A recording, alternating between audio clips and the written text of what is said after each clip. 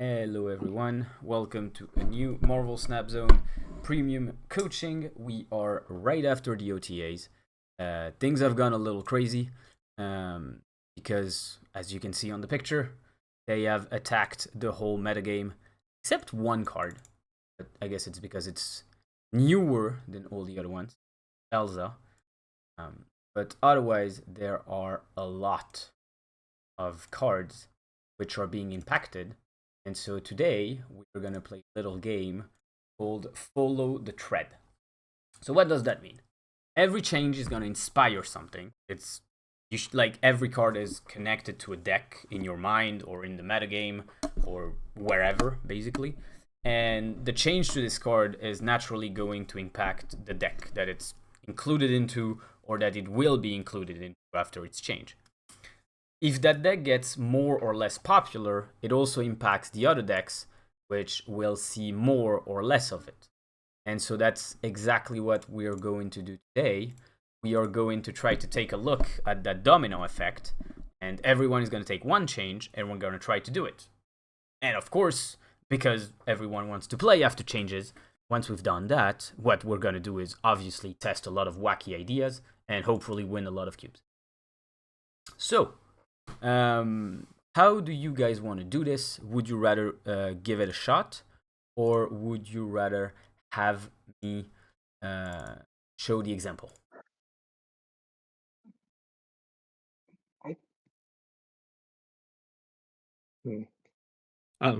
think we'll start. I'll take a shot. All right, we have someone that's feeling adventurous. All right, which change do you want to take? So I think maybe the tiger spirit change. All right, so let's pull up mind map tool. Here, this. So tiger is 8 power. All right. So, what's the first thing that comes to mind when you see this? So first thing is that it still remains under Shang-Chi. Okay. So it doesn't. That's not a change then. That's right. It doesn't change in that regard, but it's still it's the non-change. But okay, so it still remains under Shang-Chi. It competes now with it evens out with Vision. okay. Does that make the deck you're gonna play the card into better? Like, was your deck particularly weak to Vision, for example? No, it beats Doom now beats Doom more. It puts it at what, 8 for. Let's see what else. Try to figure out like which deck is happy about this change. Like, what is a deck where you could see yourself play that card? So the deck that I usually see this in is like an unrevealed deck. Okay. That's depending on what do you call it? Wong, right? Okay, so that deck benefits from it, or is just the deck like gain 2 power and that's about it? Like, for example, what are like matchups, what are opponents where this change actually makes your deck stronger?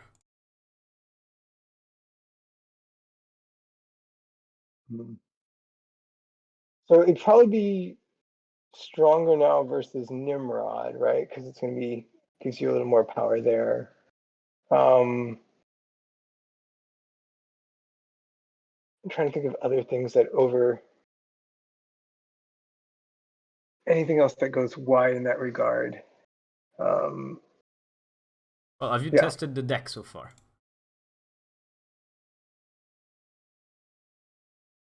So, and then it's going to. Yeah, so strong against anything that goes wide, and then other decks that it's going to be good against.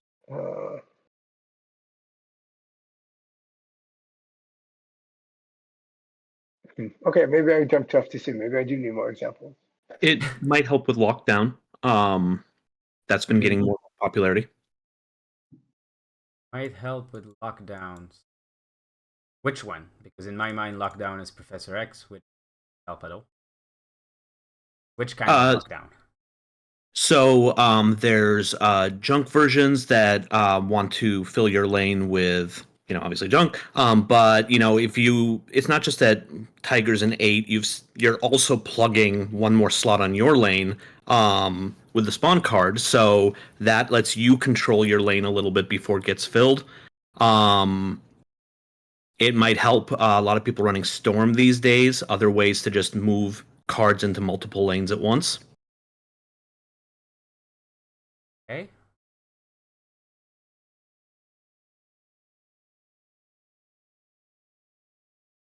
Right? Do we have other ideas where this deck would be happily impacted by?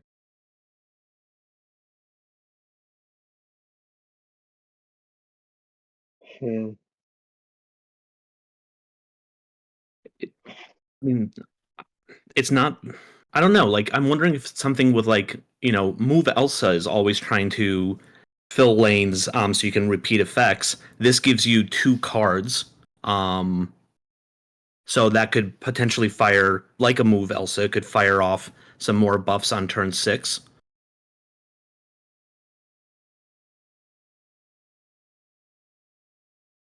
Yes, typically playing cards on turn 6 with Elsa. Usually turn 6, like up until this point at least, he was Alioth or.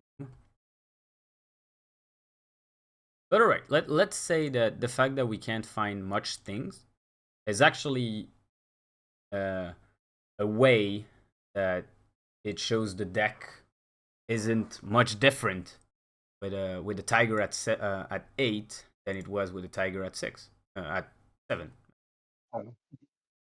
which is also valuable information. I mean, we need to know these things. Sure. All right, so this was for the Tiger. Can I make a new one? All right, who wants to give a try at another change?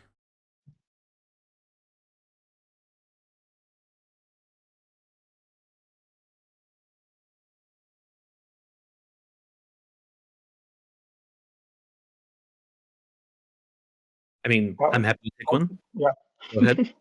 Yeah. I was just saying, I'll keep going if someone else wants to talk. I don't mind doing the work. So. All right, Silvermint. Which one are you gonna take? Let's take Shuri. Okay, so let's take Shuri. I feel like this one. I mean, so Shuri's not going to lose any impact on this. So I wouldn't expect there to be radical new builds that come online. But it might be fun to see other things we could do with Shuri. But how Shuri being a 4/1 opens new avenues? Well, let's see. I mean,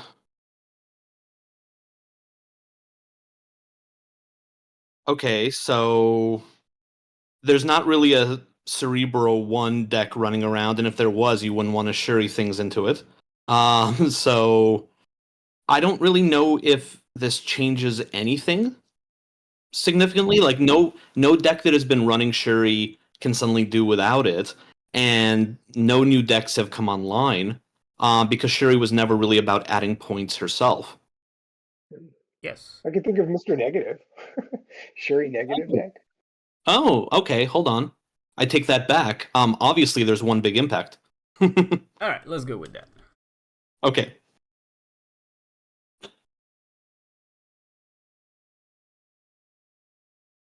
How is this better? Like, why is what can we do with the 1/4 that we can't do with the 2/4? And for the sake of this exercise, we're not gonna consider Mobius. Okay, so then we want a card that was. So let's say you manage to get it off on. You get negative off on a 3. Let's say using a Zabu or something. So then starting turn 4, you would want something that has 3 costs that you can pair with Shuri on the same turn, or something that has 3 costs that's worth playing, and then you set up Shuri to boost whatever's going to be on turn 5. Yes, but that's just the normal use of Shuri. Like you just told me how to use Shuri in a negative deck, but how is that different from a 2-4 or 1-4? Like, what I'm interested in is, what are these changes opening? If you're just telling me we can do the exact same thing we did before, except this time we're gonna have one more energy to work with, okay, but that's not like analyzing a change, that's reading a change. Right. So what I'm doing right now is scanning through the list, looking for things that are 3 power, if they've been negatived. Okay, why 3 power precisely? Well, so if you're playing Shuri on turn 4 and it's been negatived, then you can play it and something that had been a 3 power, or I see now. Yeah, so, but what would benefit from being turned into a 3? Yeah. No, I'm seeing it. It might be very...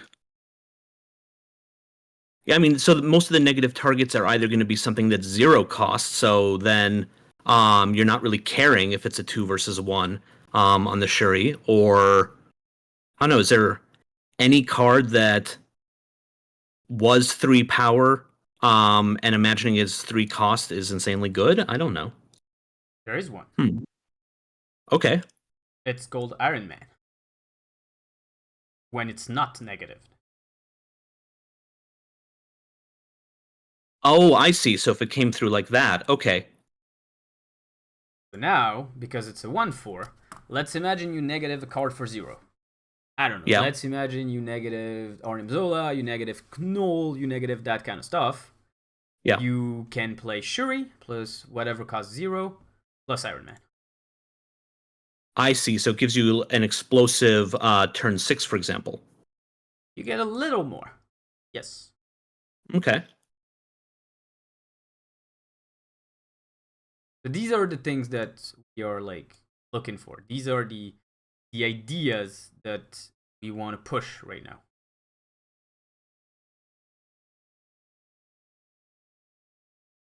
Do we have other patterns that we could use? Lady Deathstrike does the same thing now too, right? She's a 5/4, so you can Shuri Deathstrike on turn 6 into a 5/8, or into an 8 power Deathstrike. Yes. Now we have this, which in the past, this was a 4 cost. So we essentially gain 1 mana. Gaining 1 mana isn't bad. A lot of decks are really happy when they gain 1 mana overall. Alright, can we see other impacts to Shuri being a 4/1? I have another big one. Wait, what about Alioth? Alioth becomes a 3/6 if you negative it. So then you can have an Alioth that's going to be with a negative, right? It becomes what is that, a 12? And you can pull it off on, say, potentially turn 4? No, you're not going to pull it off on turn 4, because on turn 4 you have drawn 1 card from negative if you played it on turn 4. Okay. Well, you can pull it off on turn 4, but then the locations have made it that negative triggered before its natural. All right, so then if we're thinking of like a turn 6, and we've got Alioth in our back pocket, we're hoping for it to pull from negative. So then we've got 1 allocated to Shuri. We've got 3 cost for Alioth. Then we still have 2 mana to work with on turn 6, and we can pull off a Shuri Alioth. For example. With 2. Yeah. Oh, sorry? No, that's a good example. Yeah. So there is another card that is really well, it's probably really happy to see Shuri as a 4/1, and that card It's called Ravonna. Shuri now works with Ravonna. Oh. Oh, okay. So, does that inspire anyone? Does anyone have like crazy ideas of what we could do with a Shuri plus Ravonna? Okay. Maximus. Okay, we could have a 14 power Maximus.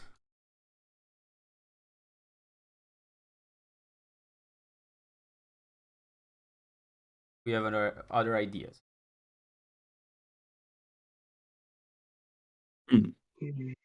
I'm sure you do. Brood. What? Sorry? You can brood. We can brood. Yeah, but that's. Yeah. I mean, we have a The 1/1 forge to do it. That sounds Um, much easier. It's nice. So we want things that are 1 power now because we're trying to imagine them to be free. Right, okay. With something like Wolfsbane, Shuri impacts base power. okay, yeah, I was just You're wondering. gonna have a 3/2 that gains power. Mm-hmm. I mean, Black Widow becomes free, but I don't want to use that on Shuri. That's seems like a waste of points potential. Yeah. If you were to have a turn 7, you could Shuri Hobgoblin. Ooh. Not sure a lot of deck would love to have a -16 on that.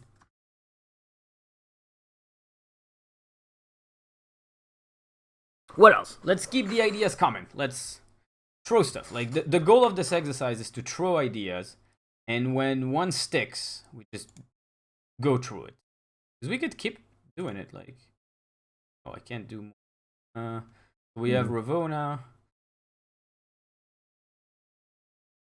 What else could be acted by Shuri? It's already something. But we do this. What? Oh, sorry. Go ahead. No, I mean, we also have to do the negatives, so we do this. Mm-hmm. Obviously.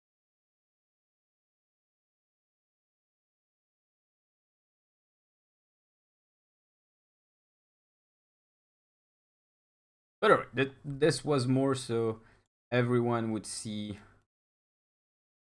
kind of the concept that you're trying to push for. Now, let's start with the big ones. So, these were, let's say, small changes. Let's go to the big ones. Let's go to Alioth. Who wants to do Alioth? Or we can do it as a group. So, Alioth was in literally every single deck in the game. Almost. So,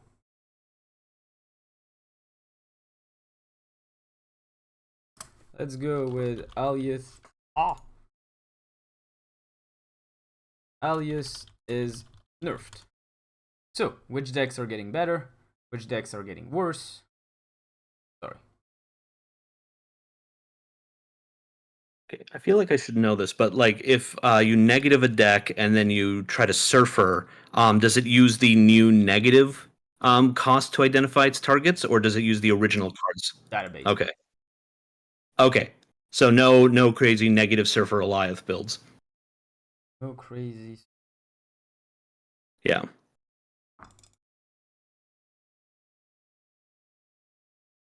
Alright. Work.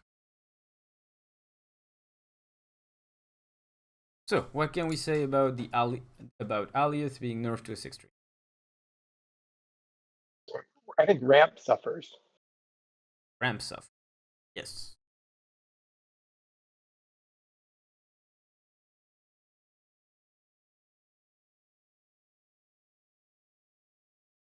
Good ramp. Okay. What else? There are plenty of decks. Right. Let's go. Let's shoot ideas here. So are we looking for decks that can use the new Alioth, or are we looking for what decks bloom without that? Whatever. Don't overthink it. I feel like right now you're looking for good answers. There are no good and bad answers at this point. We're just trying to find things to do. So Cerebro 3 becomes adds a card. Yes.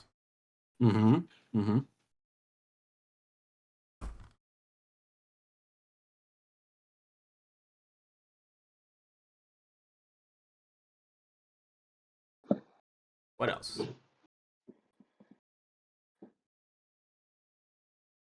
Let's shoot ideas. Alioth is in the game for like a month, and we faced it a billion times.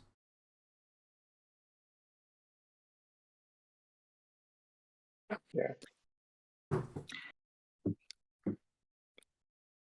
Let's see. So I mean, anything that counts on 3, anything that was counting on any deck where your last card, right, was 5 power or less suffered a Alioth, right? And so now Basically, yes. So now anything that can overshoot it, Like, does for well. example, in the decks gaining something, there's Thanos. Because Thanos plays both Claw and Blue Marvel. And so now, for example, Blue Marvel could add 4 to a lane, when Alioth only adds 3. Or Claw is easier to win it. Right. We could also say Doom beats Alioth one-on-one. We could no. We could also say Captain. Yeah. Captain Marvel beats it. Mysterio matches it if you Mysterio plus balance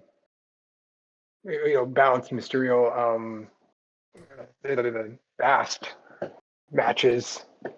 Yes, but you still have to play on the lane. The strong suit of these cards is that's right. You don't have to play on the lane. Yeah.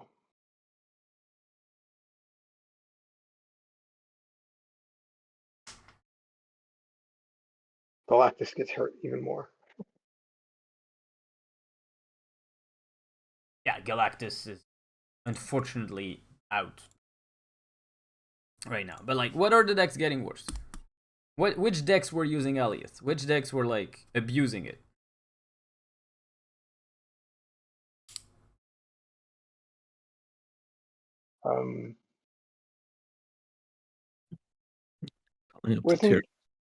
Wasn't sure. Yeah, I'd have to look at the. Oh, crap! Damn, this battery dies. You have some ideas in the chat.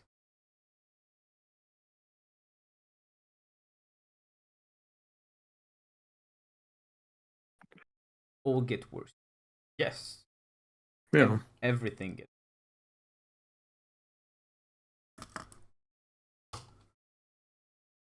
But let's try to be specific. Like, which decks are getting worse, and more importantly, cannot easily replace? Because, for example, I could say Move was using Alioth, but Move can still use Doom. Move can still use Captain Marvel. Move already used Jeff. That's a lot of cards that Move can use.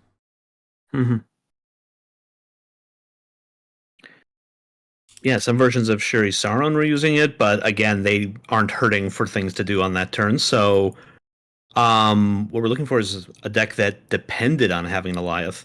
And we've already mentioned Ramp. You already mentioned Ramp, yes. Yeah. But there are other decks which are getting much better. For example, think about decks that were getting shut down by Alioth, and now they should see less of it. For example, Ella. Like, there are decks which need to play their turn 6, and they need their turn 6 to land. And Ella was rarely landing them.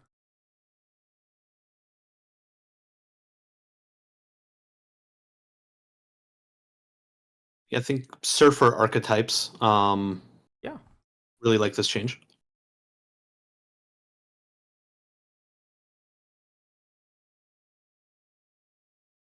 That's another good example. Mhm. We have other And so ideas. does our Sarah archetype that we played earlier also benefits, right? Which one? The Sarah control, because that has a strong turn 6.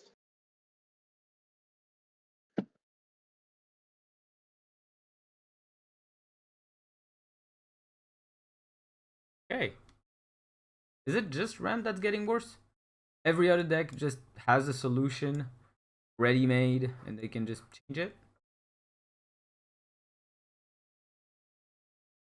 To look at the list. These It's tricky because a lot of decks recently had adapted to Alioth being in the game. So, all the attempts to have Phoenix Force, obviously Doom, Move, a lot of them, even like Kazoo or Elsa bounces, they're all trying to play so productively on so many different lanes that, even if the opponent wins the 1 out of 3 guess, it doesn't really matter that much. And so what's tricky about this is a lot of decks already have an answer to Alioth and are flourishing. So it's hard to see in some ways what changes because it's more about what kind of decks will emerge rather than, I think, Yeah. what decks we lost. Okay. But then, decks getting worse might be decks that can't answer this, can't answer this, can't answer that, this. Like, these could be decks that are going to see more of those, and they really don't want to see more of those. For example, you mentioned lockdown decks. I don't think lockdown wants to see more of Move or more of Doom. Mm-hmm. Mm-hmm. So, in a way, they're getting worse. Gotcha. So back to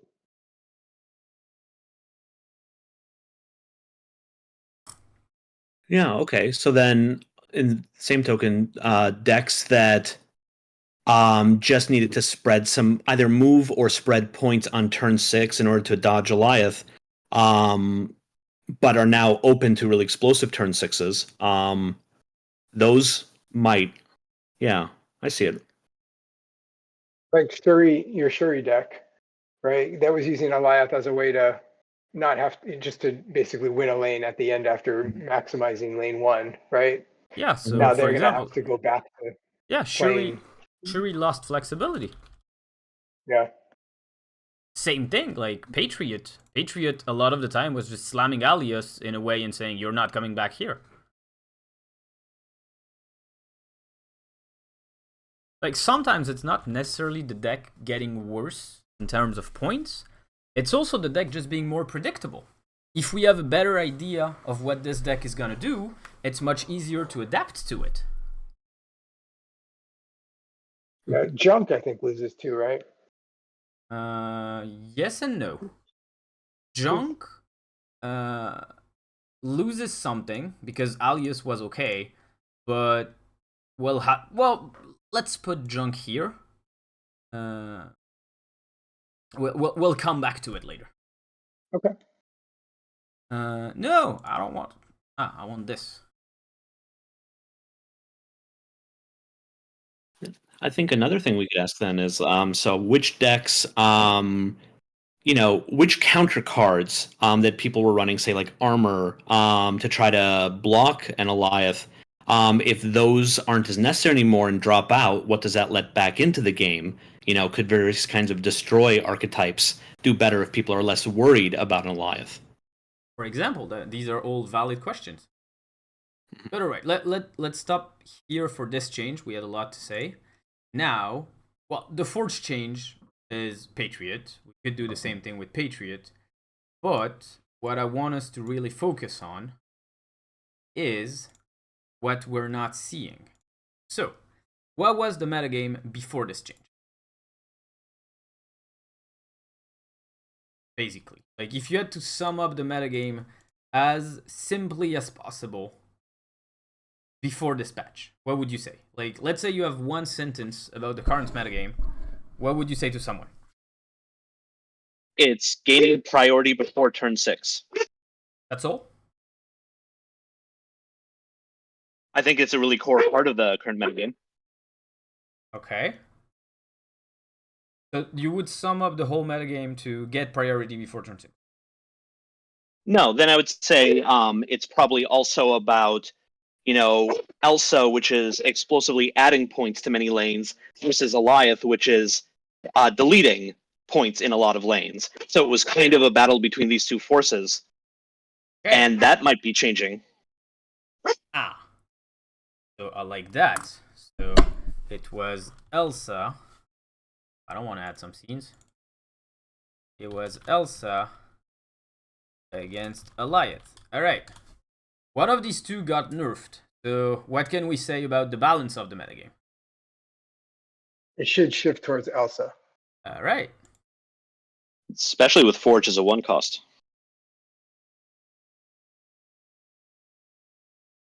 We usually call this a passive buff.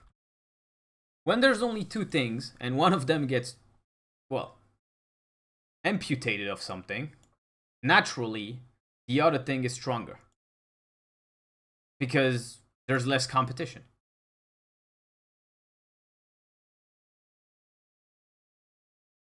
So, Elsa got a passive buff. So if Elsa got a passive buff, what do we expect to see? What kind of decks? How do you expect the metagame to adapt to Elsa feeling stronger because there's less of Alioth?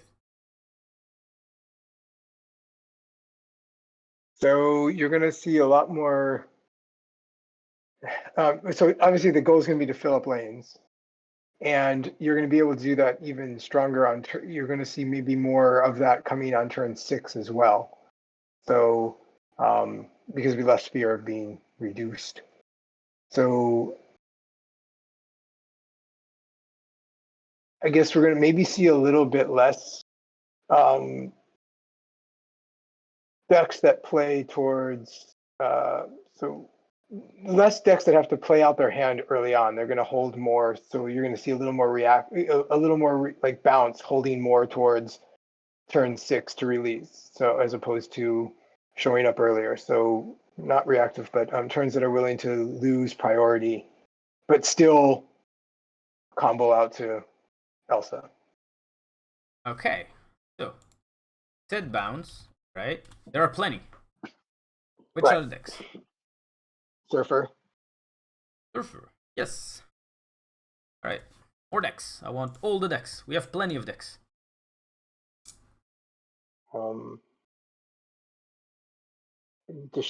Destroy. So they don't usually fill, but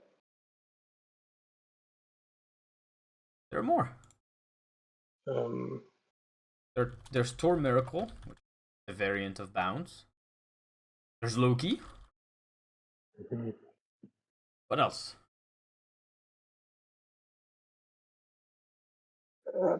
on reveal. Yeah. Thanos.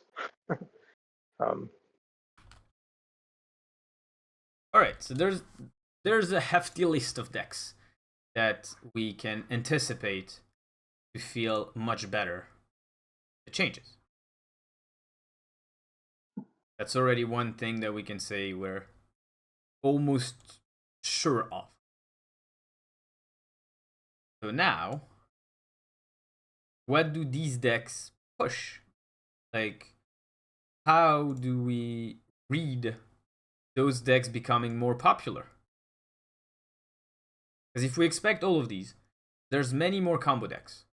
Okay, if there are many more combo decks, what do we do? Do we play combo ourselves? Do we play counters to combos? Do we just stop playing Marvel Snap because we can't stand that metagame? What is our reaction? So, I mean, I think you start looking at the combos to the or counters to the combos. So it kind of goes backwards a little bit, right? All right. So what are the counters to the combos? So the one that jumps off the page is wave. All right. So I'll go the other way. It also seems like Cosmo would enjoy messing with this new metagame. Okay, why? Well, okay, so a lot of these, we're looking at on reveal, surfer, all the things that people are going to want to try to play again. A lot of them seem to have on reveal mechanics they need to get out on turn 6. Bounce doesn't have. Surfer does. Destroy doesn't have on reveal mechanics. Like turn 6 is usually Deadpool. But you could play Cosmo earlier, of course. I mean, it's Deadpool and a bit. Taskmaster, for example. Oh, sorry, go ahead. Yeah, but since there was X-23, it's more of a Deadpool plus. Okay. Thanos is ongoing, so there are a few. I'll write it down. I'll write it. I think that the Cosmo. thing that a lot of them have in common is that they are also running Mobius Yes, this is why to I put counter it Wave. after Wave. Oh, I didn't see it.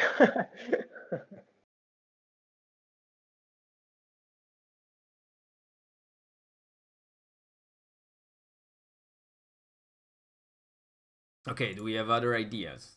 What we could. What do these decks need to exist? Space. Yes. How do we annoy them with space? Lockdown or junk. Right. So Lockdown and Junk both got a buff and a nerf.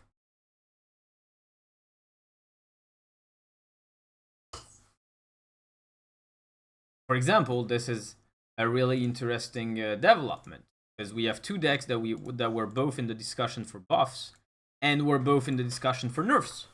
So where do we stand on those?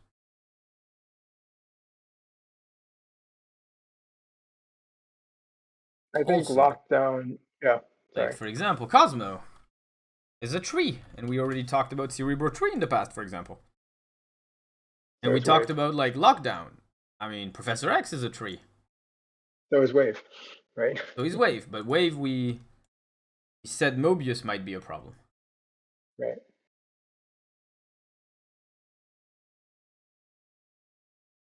But see, this is what I'm trying to show, like how this works is whenever you have an idea, don't stop at the idea. See what this idea brings. Like, all right, I have an idea that combo decks are going to be strong. All right, so I need to contain them. How do I contain them? Well, I can use Wave. All right, but Wave doesn't work. They're all playing Mobius. All right, another way. Oh, I can play Cosmo. Cosmo is a 3 cost. And this is kind of what we want to do until we get to a dead end, or until we get to a point where we have a list of decks, for example, and we're like, all right, time to try the decks. All right. Can I ask this? So, like, if we're kind of imagining a meta game that's going to be really focused on fun turn 6 combos, does Magic become something of a tech card? I mean, if they don't have good turn 6 plans, or sorry, turn 7 plans, but you do, that could leave you with a board to play with. Yes. So what do? We would play Magic on turn 5? Yeah. Okay. At that point, all these decks are kind of already committed.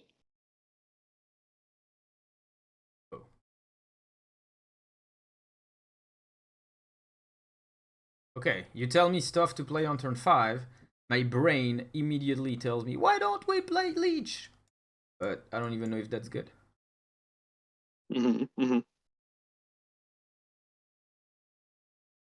I mean, again, speaking of Cerebro, 3 costs. Or 3 powers, I mean. Yeah. But alright, so now we have an idea. This is basically what I do when I do these articles. Like, we can quickly scan through it. I don't know if anyone has read it yet. But basically... How long does it take you to do that? Sorry, what? I mean, this seems very. We spend an hour and a half doing this collectively, so together. So, how long when you obviously if you've practiced it, but how long does it take you to run through it? How fast do you run through this when you're trying to come up with ideas? I don't do it consciously. Basically, I get the changes a little early. I take a notebook and just write whatever comes to mind. I sleep on it and I write the next day. So Gotcha. you could say actively, I'm spending like half an hour, just writing down whatever idea comes in my mind. But in reality, I give it 12 hours, so I just have time to like passively think about it, and when I wake up the next day, I'm like, all right, that was a terrible idea. This looks like it has potential. I could explore this one, etc., etc. Gotcha. So there's no really like time. It's more of a I'm trying to see what has potential and what doesn't. I'd say, not even sure. Let me know if it wasn't clear. No, I But understand. I was just. Mhm. no, all right. I was just gonna use the article as an example. So, first question I asked myself when I saw this is, do we stop playing Alioth now? And the reality is, there are decks that were playing Alioth and really don't care. For example, Move. Well, I'm just gonna play Captain Marvel instead of it, or Doom instead of it, and well, that was cool. We start playing Alioth, and he really does. There are decks which like it a little better. For example, Ella, which is a deck that seeing less of Alioth should make much, much stronger. And then, we also talked about it, we have Surfer, which are decks that should also like it more. So, during this phase of do we stop playing Alioth, I found a reason to say no, but then I still pushed myself to think, if we were to play less of Alioth because we have a way to change it, and decks that were popular in the past don't necessarily have a reason to disappear, then Ella Tribunal, Moving Surfer, and other decks that we discussed could win. But I also went like, well, there are decks that are gonna help Alioth and keep it relevant, at least for the time being.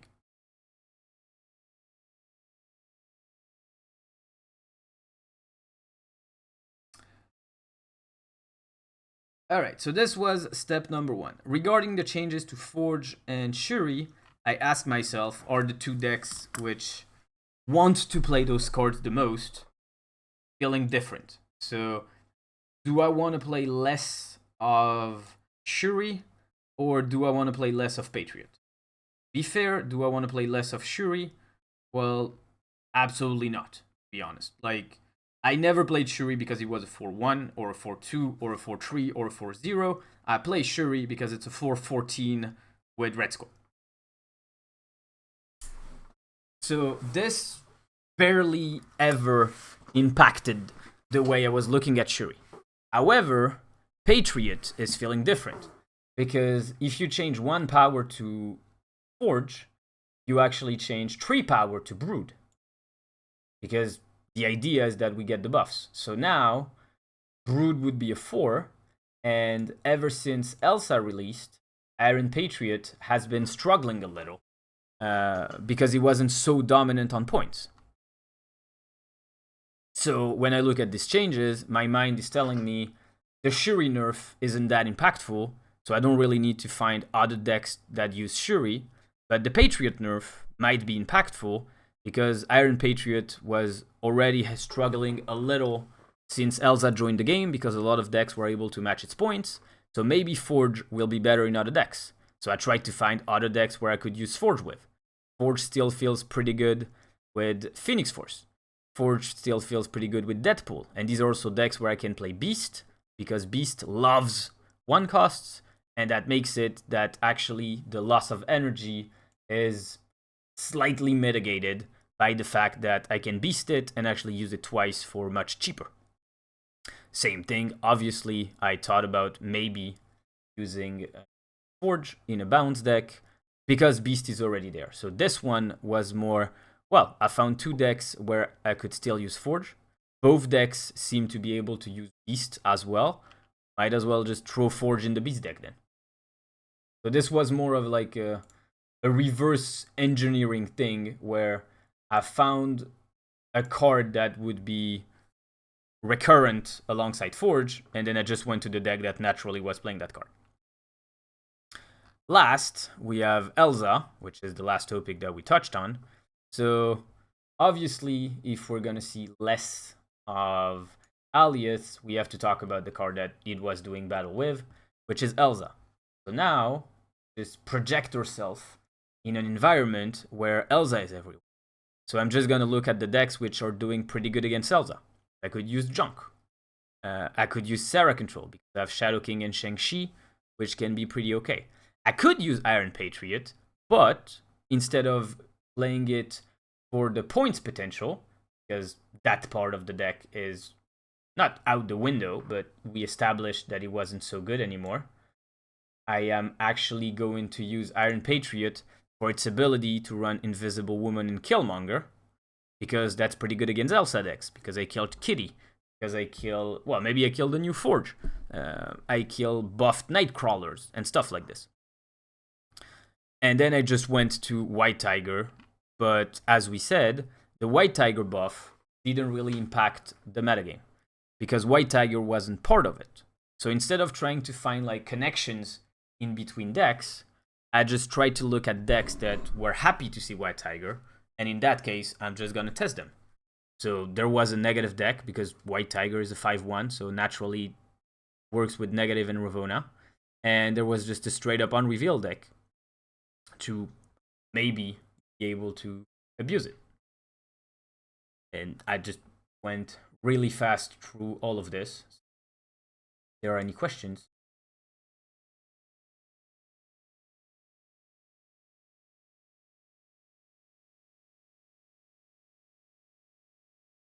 Well, it's not a question, but I forget who mentioned it earlier. Death Strike. I mean, if we're really heading into a metagame where Elsa is dominant completely and also really loves cheap cards like Bounce, finding ways to play an early Death Strike could be devastating for decks.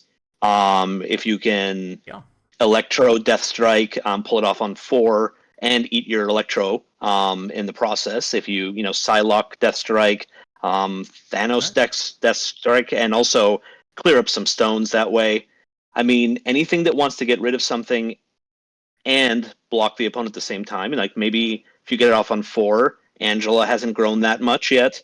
Maybe Kitty hasn't grown that much yet.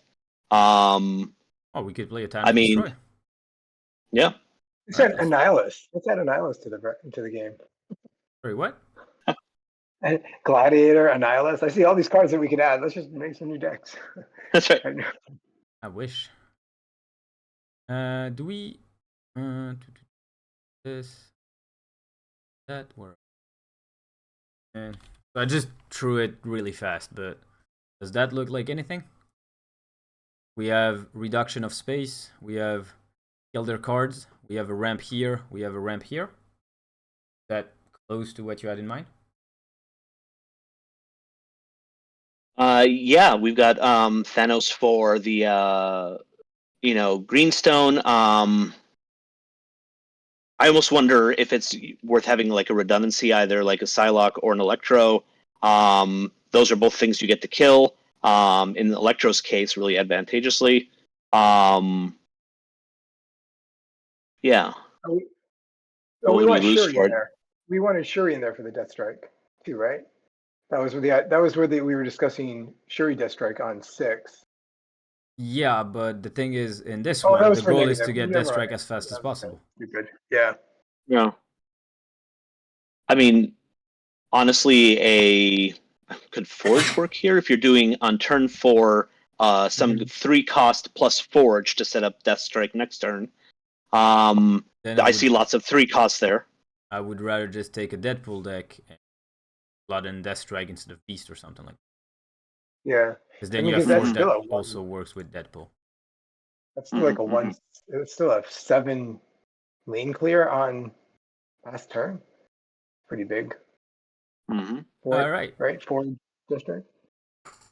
No, I was just gonna say it's actually perfect timing, because in about an hour we're gonna be able to have a little break and actually build decks with those ideas that we would want to try.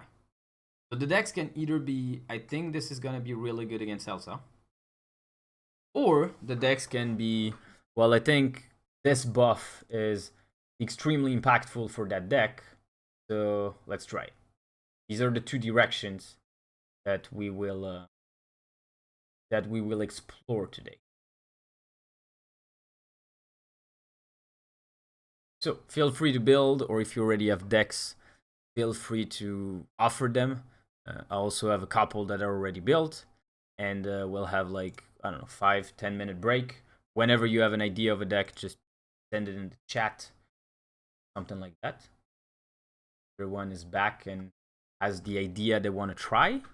We'll get there. I'll just leave the Thanos deck screen.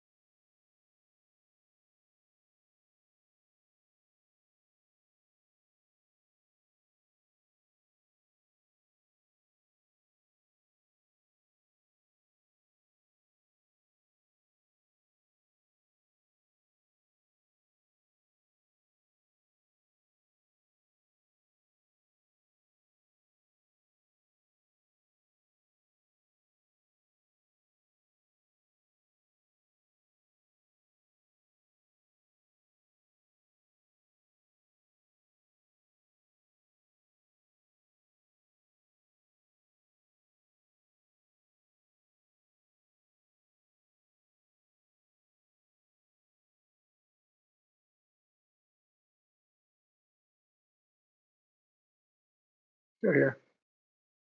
Here, just building. Yeah, same here.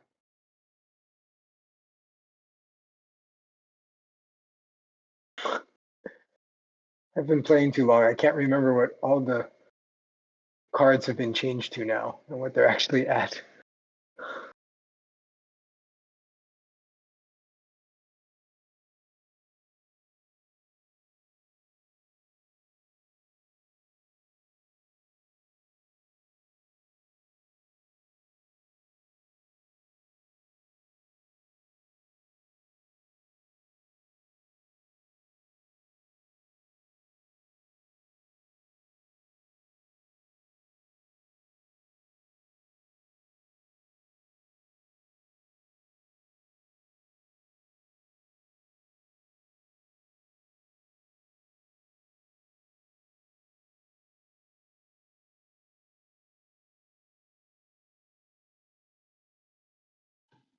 Okay, I have one.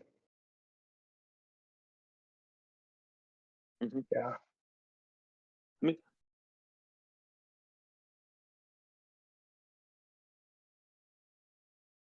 Yeah, I'm playing around with a Death Strike, but maybe one that drops.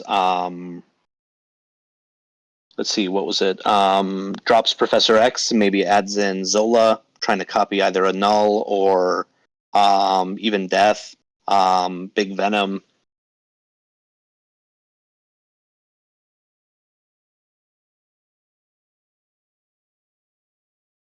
Oh, but it drops Professor X.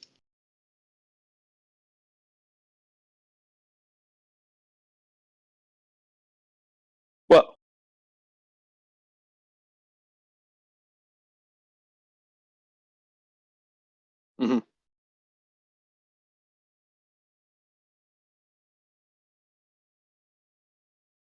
I see. I see. Okay. I don't know which I like better. This one's kind of interesting.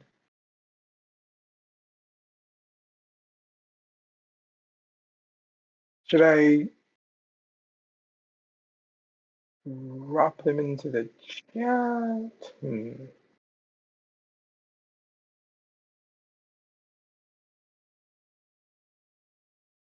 And we are back on YouTube.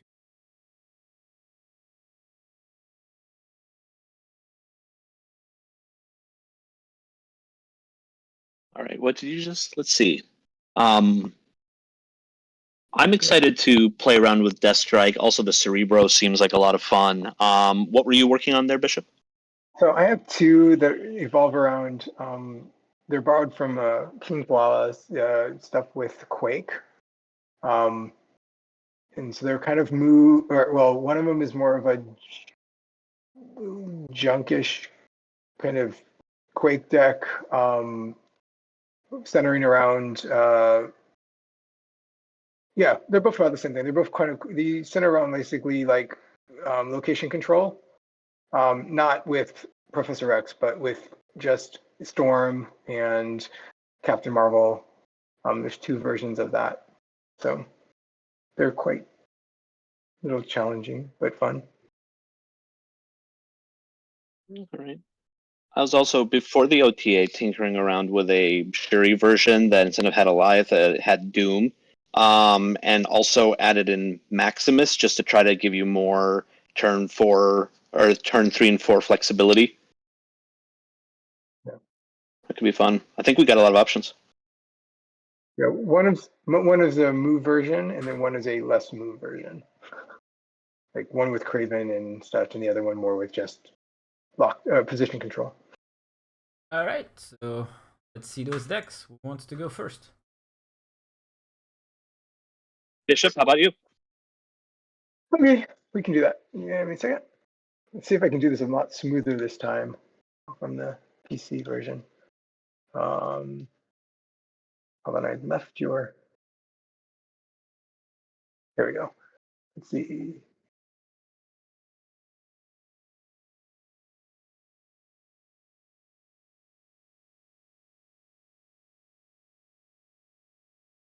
Is this gonna work? Yeah, I think this works, right? It's You see my loading. screen? Okay, so this Maybe. is the first. I was playing with this deck here before the OTA. Was making some adjustments to it. So after the OTA, I added Captain Marvel in this version, and then the more recent one, the one I just adjusted as well, is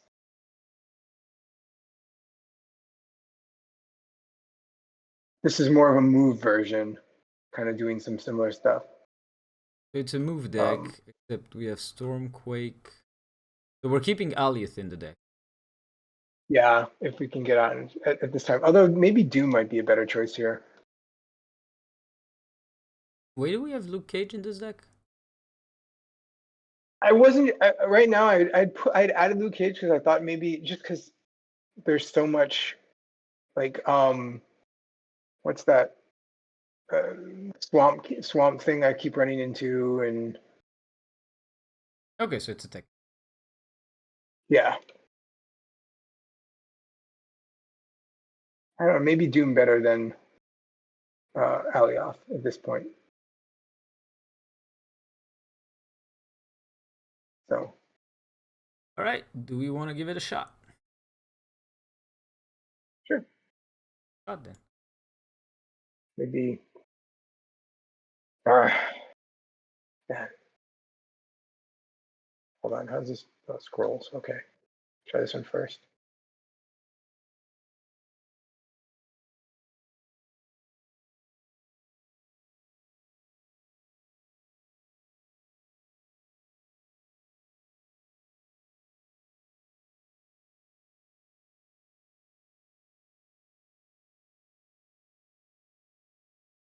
Oh, the shimmer is interesting. Oh, nice.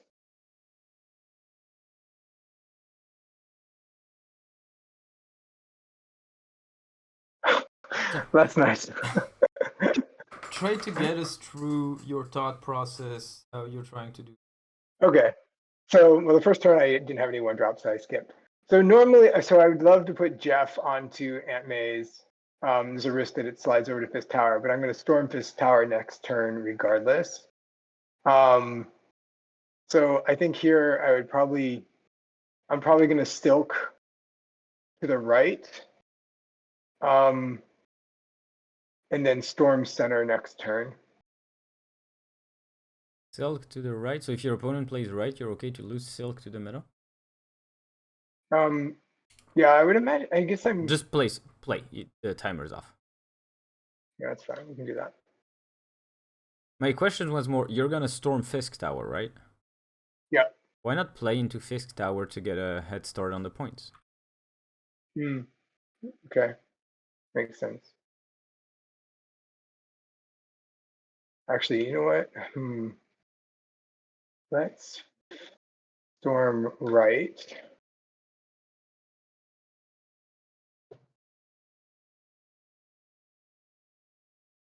Right, 50-50. Stay lucky or not.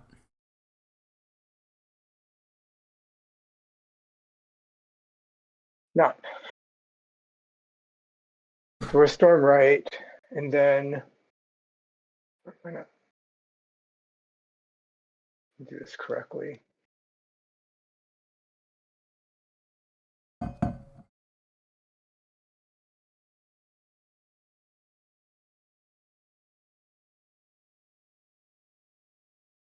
Okay.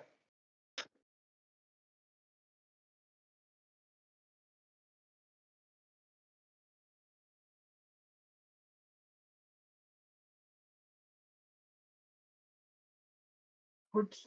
Oh well. That was backwards.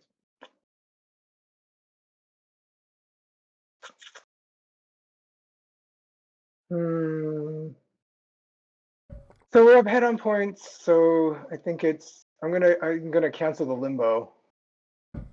And the question is chaos versus. I guess we can wait till next round. So Captain Marvel right, and then we'll Legion on turn 6. We'll Legion center, I think. Okay.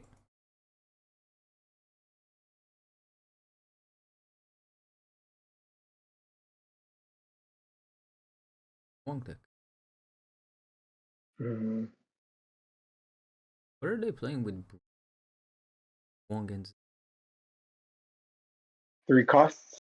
Surfer. Oh yeah, probably. Surfer with. So they shouldn't drop on this turn. So Could be a hopefully, I think Cerebro 2, maybe? this is no point in moving Jeff unless Captain Marvel moves there. Maybe that's enough. And that way, if Captain Marvel moves to Limbo, 2 choices to win.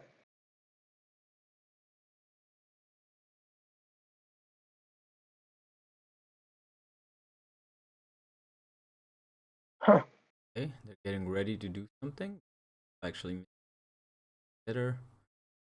You didn't play Ironheart behind.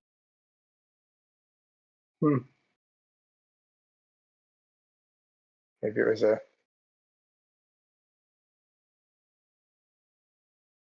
So I've been as high as 96 and then took a nice tumble. All right. So, Well, let's see if we can face a couple of Elza decks. how that goes. How this idea is gonna fare against them.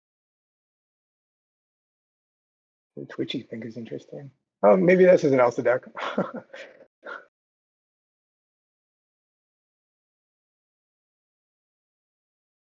right. So We're going to pass this turn. I think the plan again is to often storm, try to set up the storm lane with other stuff and then let them play into this and then move the storm lane out. That's generally the idea. Okay.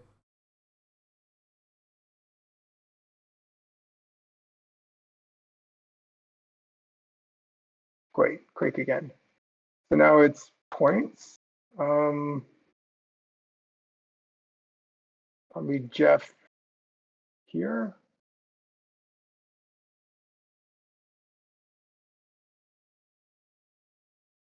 Okay, let's check. Ooh. So Which location do you? I guess Shuri's lab is probably the best to go. Do I have priority? I do. What was that? Not then.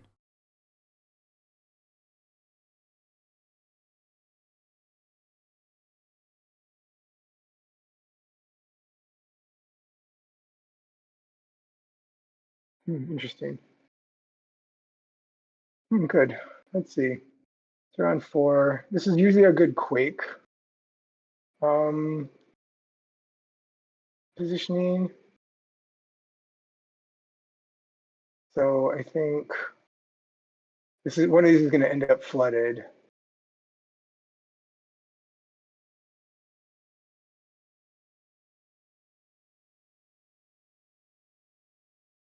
Well, you have both Marvel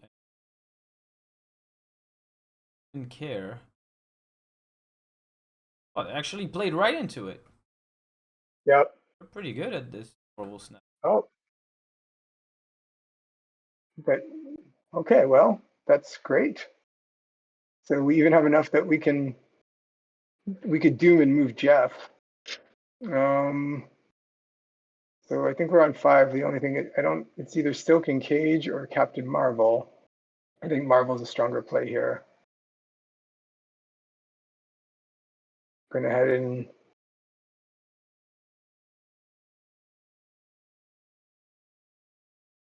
Get some. I don't think the Vibranium hurts us too much. Okay, so he played a big Jeff on the.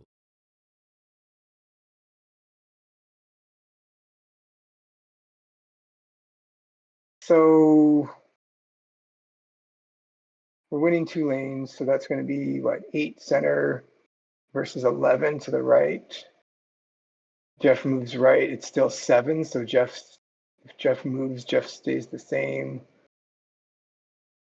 That's 13, so if Jeff moves, we win left. If Doom, we tie left. So I think Doom's a pretty good play. Sounds like it. Then you have Captain Marvel. Center. Do you want to move Yeah. Jeff so Captain Marvel can go left or a tie left? Because if you Oh, move Jeff away, we'd win. I see that. Yeah, we'd win. So Jeff right? right Out or of the middle, Captain Marvel lane? right or middle depends what you want to win. I would go middle because if they play Alioth, Oh, right. if they play Alioth middle, you would just win. Gotcha.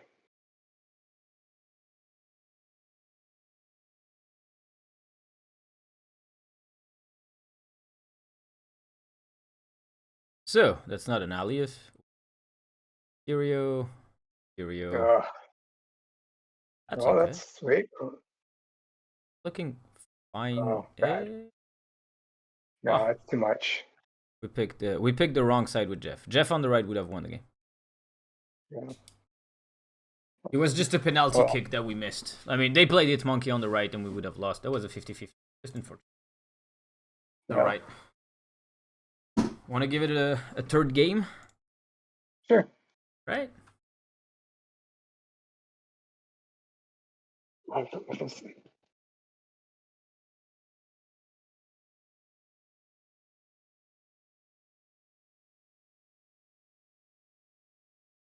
Okay. This is good. I don't have any 1-cost cards. So I would usually play Craven into the, oh, sheesh, never mind. Craven's going center. Or plan would be to Legion, possibly Legion New York, but let's start with that. Well, Craven on New York is very scary for a lot of people. I'm not sure I would have revealed it this early. Gotcha. Oh, played it later on? Oh, TVA. Well, you give them the information. Well, yeah, just So match the Mobius or Storm? I guess Storm on 3 into TVA. Or wait that for 4. well. The question is, do you want TVA to happen or not? Right now, I mean, with Mobius, I guess I could Craven, I could potentially play Jeff out onto it and have a really strong start. So maybe Jeff on to Hellfire Club to kind of match them. I mean, you could Jeff, and then you have Shadow King Mobius on turn 4. It's not bad. It's good enough that you could think you're gonna be fine in a TVA setup. Oh, It could be scary as well. we're doing another bounce deck, Sarah.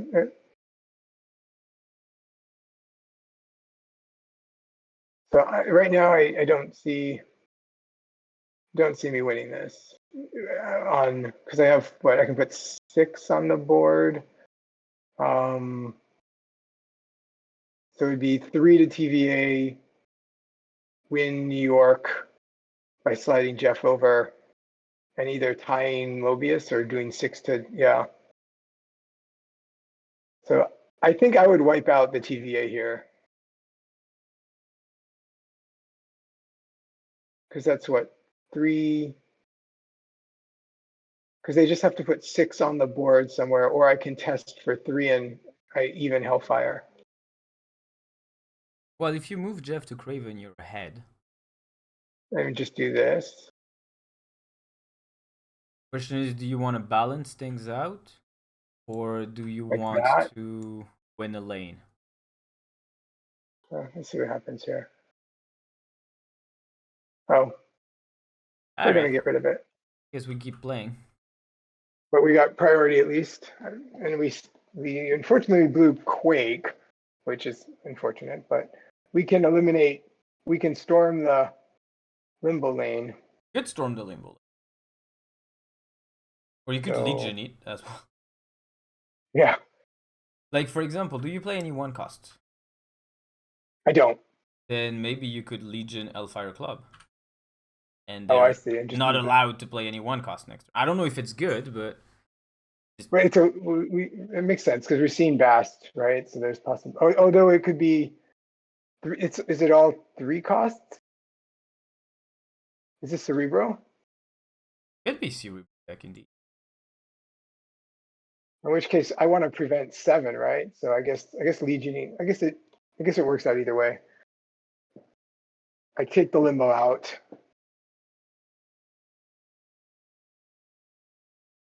It's Cerebro 3, right? Probably. So what is Bastard? Nothing yet. Because I'm going to go first now anyway, so I guess I can't use Shadow King. So it's like Silk. If Silk moves to the center, that's 12, so that's enough for. So maybe still Captain Marvel, right? I love it. Because you don't really care about the right. Yeah. All right. I probably could have done a little bit better by not snapping, but Yeah, it's all right. I mean, it's fine to take risks sometimes. Oh. If you never take risks, we're not really playing. So all right. it's It wasn't didn't too look bad. it didn't look so bad, honestly. Like, it was a move shell, had a lot of location control. Not so bad. Yeah. Silvermint.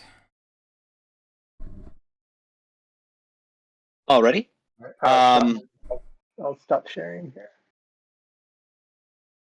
That's good. Let me call up mine. So we could play the Death Strike. Yeah, that's fun. All right. As you wish. Like, the goal of an OTA is to discover new things, and see what we can get of all of this. Whatever you think is interesting to test. Okay, let me share the screen here. And I'm sharing the whole screen this time. Hopefully we're not gonna have the same problems last time. Yes. Okay, where are we going Oh, here? that's gonna be really. Well, we'll do our best. Yeah. Do you want me to try to just share this window alone and see if it works? Try to see if it works. Okay. There's no Steam on Mac. I'm not even. There is, but the Marvel Snap doesn't work on the Mac Steam. Oh. Yeah. Well, I might just boot camp this for next week. Let's see. Applications, Snap, go live. Is this version working? It is. Perfect. Oh, okay, good. Okay, so let me. Oh, there we go. That seems like the right deck list. Well, it's yours, so. Yeah. If you think. Oh, I'm using the one that. Right. I'm using the Professor X one that we built Sure. I mean, right before the break. Yeah. If you have a reasoning behind using another one and you want to test another one.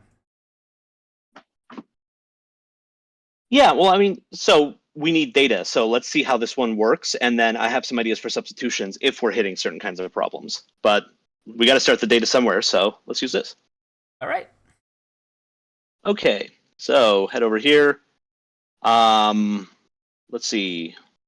Play.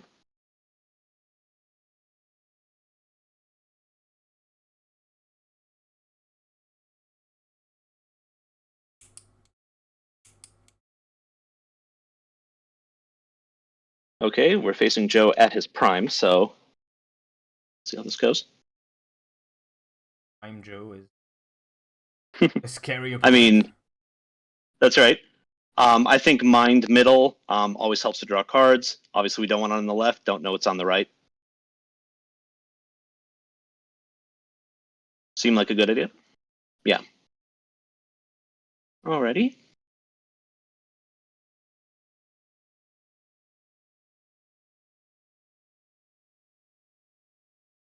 It's not bad for us. All right. I don't know if they're playing yet, but Bucky middle and aim to destroy that could be, next turn could be fun. Do we want to set up a move? Not yet. We don't know. Bucky middle is really, really strong as long as you have priority. Yeah. Yeah, I think let's not complicate it. That seems like the way. Mm-hmm. Okay. So they're going to play either Lizard or Ebony Maw here. Ooh, I really want to draw Killmonger. Let's see. Let's maybe Carnage the middle, and then maybe set up a Space Stone on the right in case we want to move and destroy things there. What would you want to move? Well, it depends on what we draw next time, but you know, if we get something like a Venom, the Carnage could be fun. You want to draw anyways. Yeah. All right. And if nothing else, it gives it time to grow and be eaten later. Okay. Wait, did they just? Oh, I see. They put their 0 on nowhere. Okay. Okay. Okay. Well, let's see here. We could move. Well, no. Here's the thing. I could just do X23 and Deathlock, get that started. But we don't yet have our great targets for turn 5. If I move something, I guess I could Deathlock the squirrel away, but I don't really care that it's there. I don't want to Deathlock those other 2 yet. I don't know if I have null. Yeah, and it's probably a better target than Wolverine. So we could do this. It gives you more energy. There's another thing that you could do Might be too passive. You could also just play Soulstone, Power Stone. Drop Wolverine, right? 8 to 6. Worth it. Not sure it's great.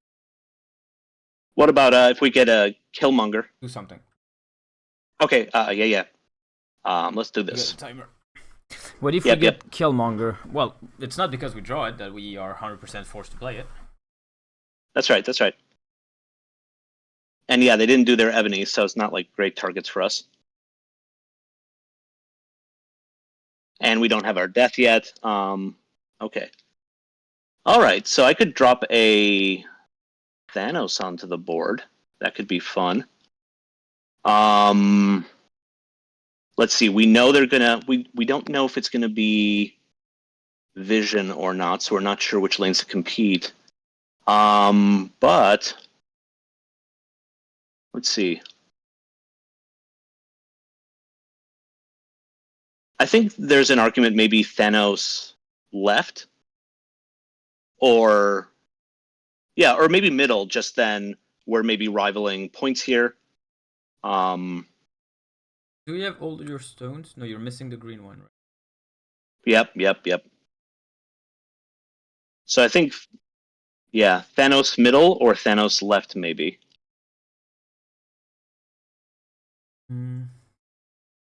Depends where you want to compete.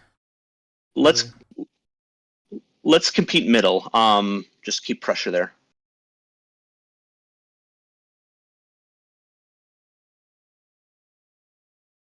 Okay.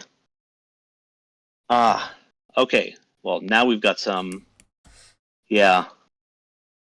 So it's not going to help us on the right. They don't care about anything in the middle. Although, like, it's a sneaky way to contest the middle. But okay, what did they do here? They played Ebony next, so they can't really Taskmaster. So what's their next play? Are they just going to drop a Red Skull unbuffed somewhere? Okay.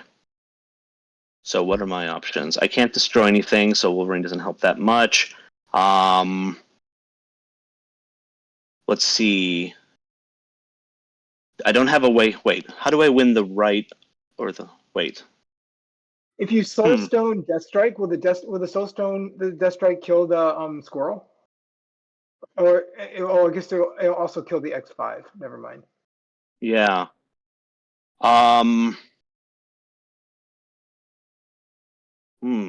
Wait, I don't know if I can win this one. Should I retreat, I think?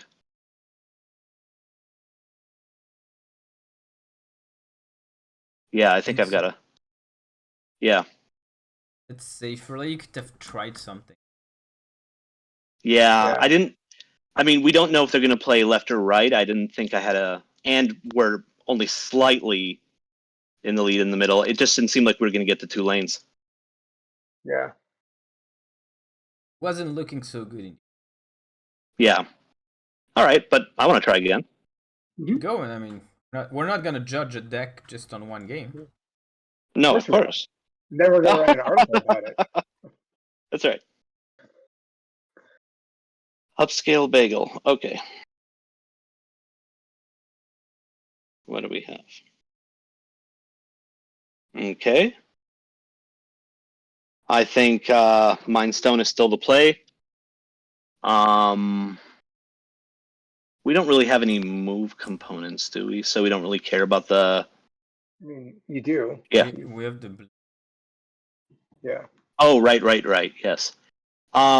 Let me play here just because if they are playing a move deck, I'm going to want to destroy or Reality Stone that, and I can start building a little pile there. Interesting.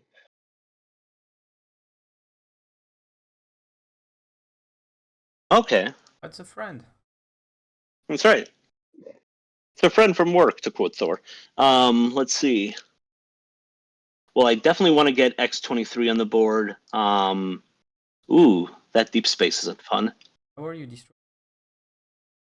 Oh, just in case they're prepping to destroy, I want to get advantage whenever they kill Monger.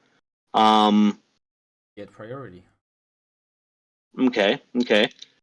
So then I want to play maybe Power Stone middle they're unlikely to play there. Although then I can't really destroy it later. If you ruin Thanos. Actually, Yeah, that's true. you could just X23 left. That gives you priority. Yeah. And then Bluestone, right, or like Right. Yeah. Redstone. Just keep drawing, keep getting information Yeah. from what's in your deck. Wolverine. Okay. Alright. I have a pretty So good idea Killmonger won't what's be there coming. first. You have a pretty That's good right. idea what's coming. That's right. So okay. There's- Hello, Carnage. Oh, wonder if we should save the. Well, too late. Let's see here. I could move some of these to the right and then Carnage them. Oh, I can only do one. That's right. Yeah, this is what you want to do. I'm sorry. Then Carnage Professor X, right? Because you're going to get the extra point off the X3. Mm-hmm.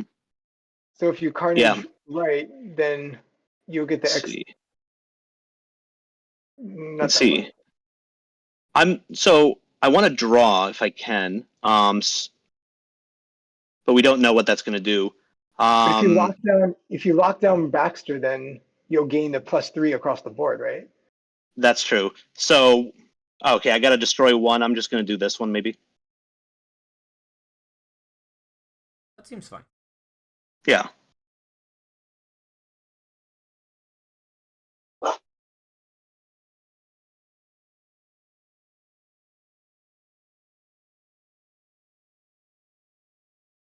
Go left. Yay. Why did we? Because if it goes center, it's disabled. Gone back to the right. Well, that's true too. Okay. Let's see. All right. Well, Professor Xing would be great here. I have priority. They can't do Wolverine or X23 anymore. That seems fun. Yeah. Is it worth snapping or is it too soon? Well, the problem is, no. Well, if they're going to play like a Deathlock there, how does it come out in points? Then they've just permanently locked it. It would be at Yeah. 11 and you would be at 10. Oh no, it would be tied. Yeah. It would be tied actually. But I still think this is the play. Then you have to try it. Yeah. Oh, Cool. okay. All right. So they're winning that lane, but look, those cards they can't use anymore. Okay. So let's see here. Death can be free next turn. I guess it doesn't hurt to get the Time Stone. Deathlock. Yeah. And then I don't know, just throw Reality Stone in the middle. Sure. Or I guess Power Stone would be more points. We're not going to get Thanos at this point, I don't think. Well, you could, because you're going to use a Time Stone. So you could Power Stone Thanos Death next turn. Oh, that could be fun. All right, let's try this. Oh! Stay in the middle. Stay in the left, my bad. Yeah. Okay. Oh. I mean, I really don't mind this kind of energy. Nope, that's pretty good. Yeah. Okay. Oh. Let's see. Okay, wow. So let's see. I'm going to throw Death in the middle. I mean, I don't think they're running an Alioth, but I mean, they can't Alioth middle. yeah, that's right. But I don't want to stack everything on the left just in case. I mean, you can't stack everything on the left. You got to win both. Yeah. Well, I guess it doesn't matter here. Well, if they play, they're not going to play a Deadpool or something at this point, but may as well destroy their ones. It could kick mine over to the middle. Oh, but like we don't know what they're going to play. They don't have any ones. You just Yeah. be losing 2 points. would only Well, kill I mean, you would only kill stones, and I'm pretty sure if they play stones, you're happy. Because they don't have 9 energy, they only have 6. okay. So, say this one? Yeah, Well, if they're I mean, playing a Killmonger to try to move mine, then I'm just not getting any value out of the 3 points. yeah, you are because you don't have priority. Okay, right. Good catch. Let's see this. Ah, did we pick the wrong side? What? Nope. No, we're totally okay. This is a Easy win. shame. Who plays 2 points on the last turn of play? Oh, look at that. Absolute shame. All right. So, All right. Yeah, we you don't know if the deck is good, but we know you're a better player of this than upscale Daniel. won. Something. Yeah, they got kind of caught. Well, so look, if they had, we don't know when they drew the Bucky and the Deadpool, but Well, how many cards why are in would their they hand? play? Yeah, I'm pretty sure that Only card one left. is better than these 2. Yeah. So then, why did they Elsa Carnage on the right during that turn? All right. Well, they Elsa Carnage to get a huge Carnage because Wolverine and X-23 were already. But that's weird That's because, cool. I mean, killing Elsa kind of signals that they have Death or they have Null or they have something like that. Yeah. I don't know. Maybe there are bots in it. That Professor X was fun in the mirror match in a really unexpected way. That was good. It's like an armor. Just like, I'm going to ruin your day.